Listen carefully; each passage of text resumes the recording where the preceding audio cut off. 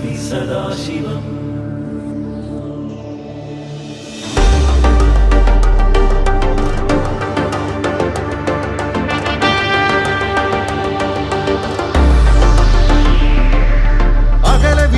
ഒരു പുതിയ പുലരിയുടെ പൂരം പൂരം, അഴക് കുടയും ഒരു ഇനിയ ചെറുവയിലിൽ നിറയായി തുടരാം.